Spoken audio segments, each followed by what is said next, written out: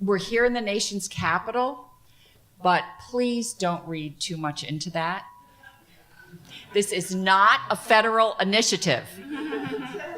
But it turns out a lot of people think it is.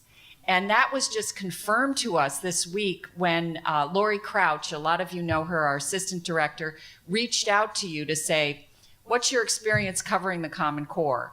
What are your pain points? How much have you done it? What are the misconceptions that you're seeing in your communities? And what the most frequently mentioned misperception that you've encountered about Common Core is that it is in fact a federal mandate. The second most often cited myth about Common Core is that it's a curriculum. Also, we found that many people in your communities believe that Common Core is all about dumbing down standards, falsely. But more important, what jumped out most of all is that many, many people in your communities have no clue what Common Core is. They've never heard of it. They're not familiar with it. Well, we've been following the Common Core since 2010, which was about when it started. This is our third survey of state education agencies on their implementation efforts. So we've sort of been able to look over the years and see trends as they're gearing up and starting to get, very serious, since the assessments that will measure student mastery of the Common Core will be administered next school year. So this is really a crucial time in the Common Core implementation. Well, let's start with the findings. First of all, probably not surprising, but really good news is that all of the state education agency officials in our survey believe that the Common Core standards are more rigorous than their previous state standards in math and English language arts, and all agree that they will lead to improved student skills. And we asked states, did they think that their state's decision to adopt the Common Core would be reversed, limited, or changed during school year 2013-14? And only one state said that they thought it was likely that that would happen. 37 states didn't think it would change, and 2 states didn't know. We also did ask about the federal role. Is it a big point of controversy, as you found? They're sometimes referred to as Obama Core, when he had nothing to do with their development. But the federal government has encouraged the adoption of the Common Core through the Race to the Top grant, saying that you needed to have college and career-ready standards. Same with the waivers. With waivers, Virginia and Texas are 2 states that haven't adopted the Common Core, but they still got waivers. But anyway, we all know that it was sort of an inducement to get states on board with the Common Core. And they are funding the state consortia. There's 2 state consortia that are developing assessments around the Common Core, so they are involved. But we asked states about whether or not they would welcome more of a direct federal role in implementing the Common Core. And 32 states said they'd like to see the Elementary and Secondary Education Act, which is the main federal K-12 program, reauthorized to generally assist both states and school districts with implementing the core. So they would like some general implementation funds from the federal government. With regard to state activities around the Common Core, in the handout, I think we have 3 tables in there that show the sort of wide range of things that states are doing. They are undertaking a lot of activities, including having statewide meetings on the standards, developing and disseminating state plans for implementation, providing technical assistance to school districts. Some states are developing materials and guides to help prepare principals to become instructional leaders around the Common Core, and many are providing professional development.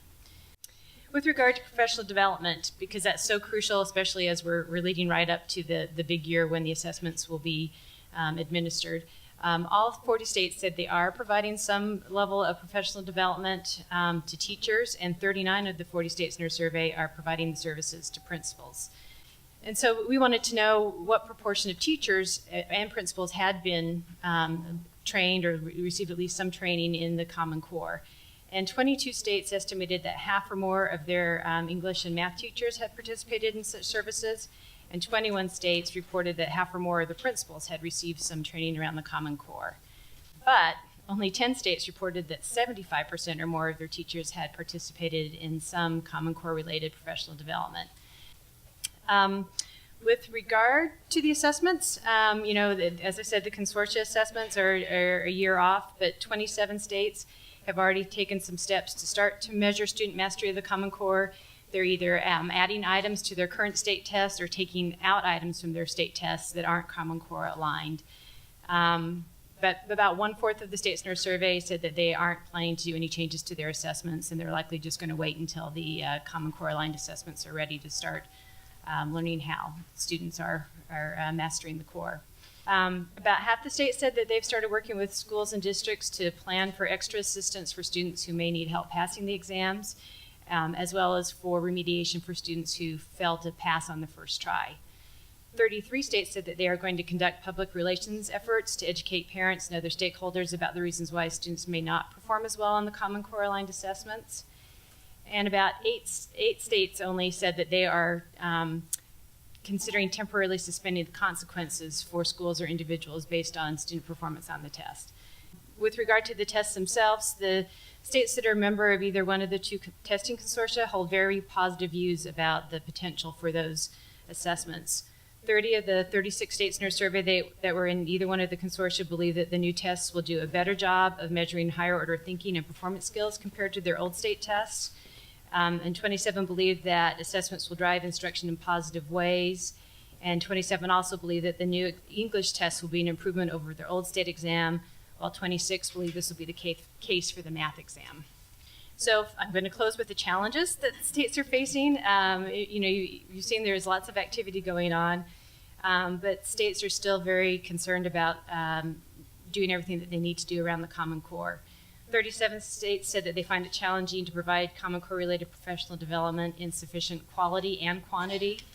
34 states report challenges with finding adequate resources to support all the activities around the Common Core. 34 states also report challenges with developing, adopting, or implementing the assessments. 32 states cite the development of educator evaluation systems as challenging, and 26 states report identifying or developing Common Core related curriculum materials as a challenge.